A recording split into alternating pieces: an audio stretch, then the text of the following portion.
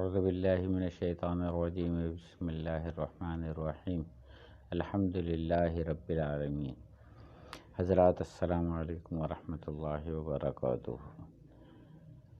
اس وقت جو حالات چل رہے ہیں جنگ کے اور انسانیت پوری تیسری عالمی جنگ کی طرف بتدریج جا رہی ہے، دامِ درمِ سخن جبرن و قہرن، اس میں اس وقت ایک زمانے میں جیسے سرد جنگ چلتی تھی، اب خفیہ جنگیں چل رہی ہیں اور جنگ کرنے والے کون کس کے ساتھ ہے، کون کس کے خلاف ہے، کوئی کچھ سمجھ کسی کو نہیں آ رہی۔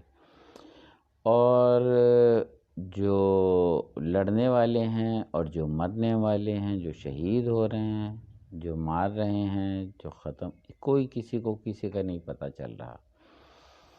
لیکن ہم آپ کو سامنے کچھ نہ کچھ سینیریو ایسا پیش کرنے کی کوشش کریں گے کہ جس سے آپ کو معلوم ہو کہ اس وقت دنیا میں جو جنگ و جدال جاری ہے، اس کے پردہ در پردہ کتنے پردوں کے پیچھے کیا ہو رہا ہے، اور یہ ہم مختصراً کرنے کی کوشش کریں گے، اس لیے اشارات میں بات ہوگی اور آپ لوگ امید ہے کہ ان چیزوں کو سمجھ لیں گے۔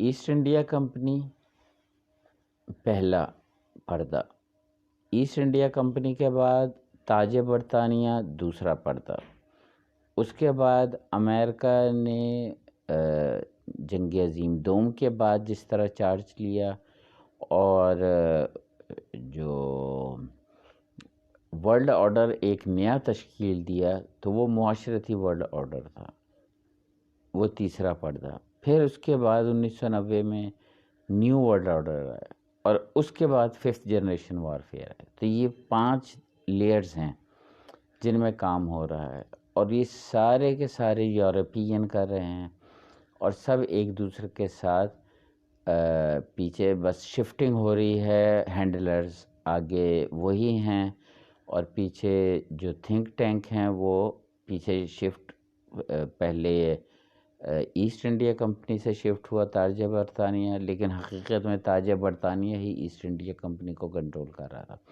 اس کے بعد امریکہ میں کو چارج دے دیا جنگ عظیم دوم کے بعد انہوں نے، وہ خود ان کے کزنز ہیں، بیڈ کزن کہہ لیں یا گڈ کزنز کہہ لیں۔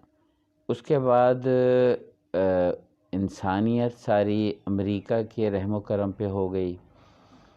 اب اصل مسئلہ یہ ہے کہ جو انڈسٹریلائزیشن کا ریولیوشن آیا تھا، اس میں دنیا 2 حصوں میں بٹ گئی تھی۔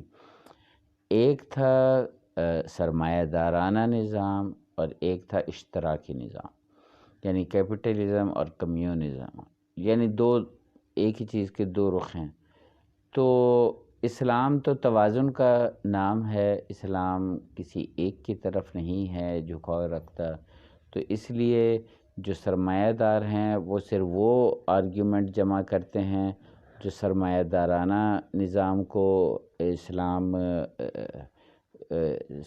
سے ملحق کرے، اور جو کمیونسٹ ہیں وہ صرف وہی آرگیومنٹ دیتے ہیں کہ جو ایسا لگتا ہے کہ جیسے اسلام کمیونزم کا ہی دوسرا نام۔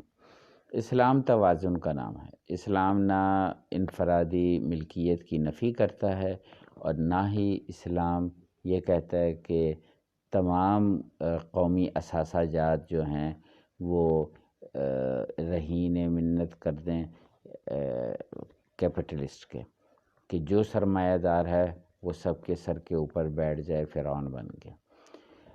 فی الحال ہم یہیں اپنی بات کو منقطع کریں گے، اس سے اگلی ویڈیوز میں ہم آپ کو بتائیں گے کہ جو موجودہ جنگ کا ماحول ہے اس کے اندر پردہ اور در پردہ کیا سینیریو چل رہا ہے۔ آپ کی سماعتوں کا بہت شکریہ۔ السلام علیکم ورحمۃ اللہ وبرکاتہ۔